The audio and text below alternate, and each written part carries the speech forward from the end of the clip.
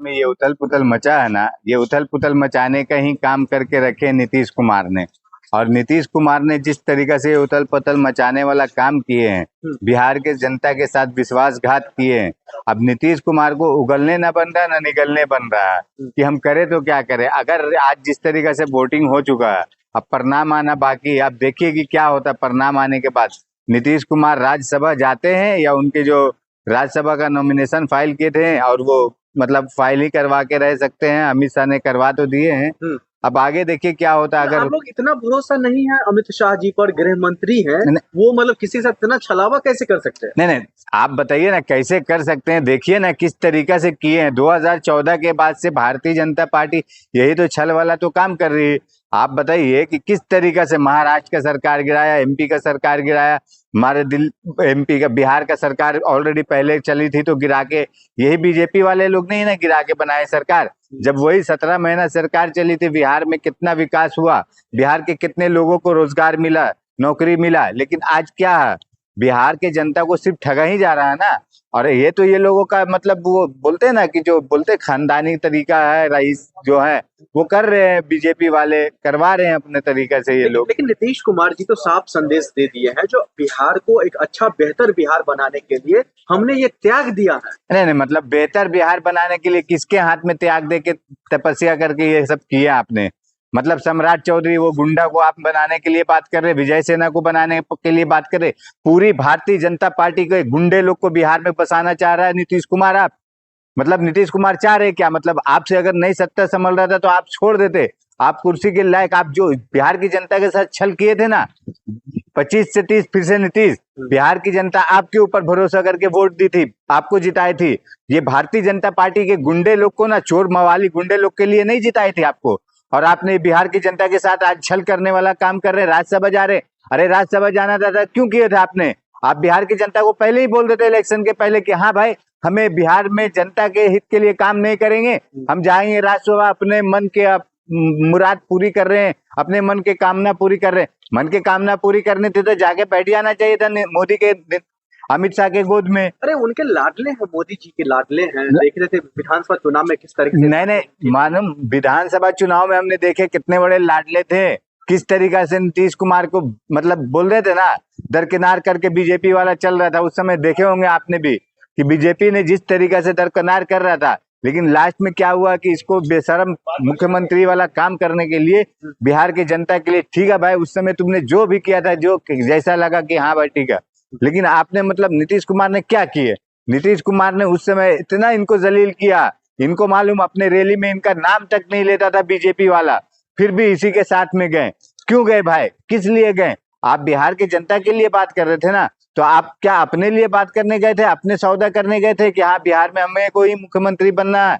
अगर बनना था बन तो गए, लेकिन अब क्या हो रहा है कि बिहार के जनता के साथ छल करने वाला काम कर रहे हैं। बिहार में कई जब जब से उनकी सरकार बनी है तब से बिहार को बेहतर बनाया ना, इस तरह से कानून व्यवस्था को मजबूत किया, देश में महिला, माफ कीजिएगा, बिहार में महिलाओं को मजबूत किया। नहीं, आप जिस तरीके से बोल रहे हैं कानून व्यवस्था को मजबूत किया, महिला को मजबूत किया, जो कानून व्यवस्था मजबूत करने का वजह क्या, वजह से किस तरीके से नापते हैं, किस मैप से देखते हैं कि हाँ कानून व्यवस्था मजबूत हुआ। आप जाइए आज ही आपके भागलपुर के शायद आपके एक टीम वाले कोई रहते हैं, वहां पे किस तरीके से एक व्यापारी को गोली मार दिया गया। आज किस तरीके से, मतलब बिहार में आप क्या मतलब कानून व्यवस्था की बात करेंगे। बिहार में दिन दिनस्ती लूट मार डकैती बलात्कार हत्या अपहरण होते ही रहता। और ये जो इन लोग बीजेपी वाले और ये अभी जो नीतीश कुमार बीजेपी के साथ ना अपना रंग दिखाते हैं, बोलते हैं गुंडा राज था, गुंडा राज। अरे भाई ठीक है, हम मानते उस समय गुंडा राज था, शायद होगा कि, लेकिन उस समय मालूम शिक्षित उतने नहीं थे हमारे बिहार में। हमारे बिहार में मतलब पूरे हिंदुस्तान में एक समय होता है हर चीज का बदलाव का, डेवलपमेंट का, कि हाँ एक समय के आधार पे थोड़ा थोड़ा डेवलपमेंट होता। लेकिन आज क्या डेवलपमेंट हुआ बिहार में।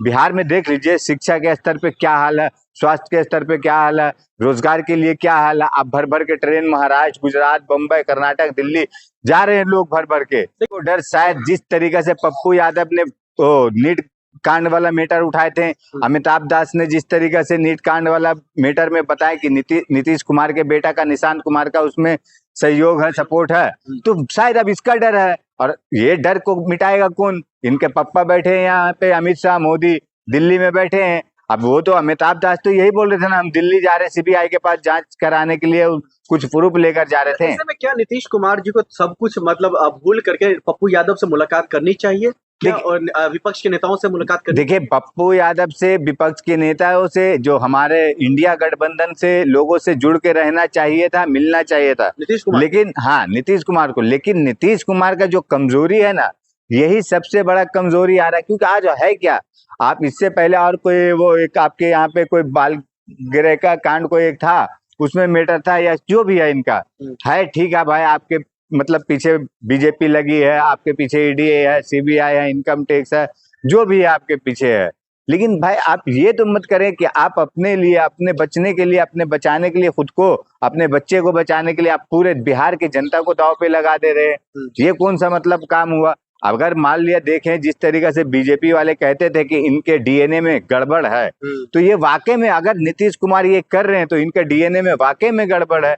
कि आप किस तरीके से काम कर रहे हैं, कि आप हमारे बिहार का नाम डुबाने वाला काम कर रहे हैं। आप तो खुद बिहार से आते हैं, आप तो देखे होंगे ना पहले के राज में और अब के राज में कितना जमीन आसमान का। देखिए, बिहार से हम आते हैं और उस जिला से आते हैं जिस जिला से नीतीश कुमार हैं।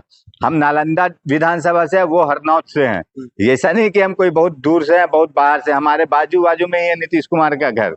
तो इसका मतलब ये नहीं है कि हम नहीं देखे, हमने भी देखे। हमने, हाँ, ये लोग बनाते हैं ना, ढोल पीटते हैं ना, लोगों को मूर्ख बनाते हैं, जो हिंदू के नाम पे, हिंदू मुस्लिम के नाम पे, मंदिर मस्जिद के नाम पे, जात धर्म के नाम पे, ये लोग बीजेपी का ये जो एजेंडा चल रहा था, इसमें शामिल हुए नीतीश कुमार।